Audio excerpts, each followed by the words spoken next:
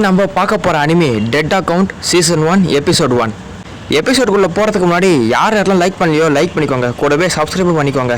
நம்ம எல்லாருமே social media அக்கௌண்ட்டை யூஸ் பண்ணுவோம். ஒருவேளை அதை நினச்சி பாருங்களேன், நம்ம ஒரு வேளை இறந்து போயிட்டா அந்த சோஷியல் மீடியா அக்கௌண்ட்டுக்கு என்ன ஆகும்? அது கைவிடப்பட்டுருமா? ஒரு அக்கௌண்ட்டாக இருந்தால் பரவாயில்ல, அதுவே பல்லாயிரக்கணக்கான அக்கௌண்ட்ஸ் இதே மாதிரி இறந்து போன அக்கௌண்ட்டாக இருந்ததுன்னா என்ன ஆகும்? அந்த கைவிடப்பட்ட அக்கௌண்ட்ஸ் அதுதான் டெட் அக்கௌண்ட்.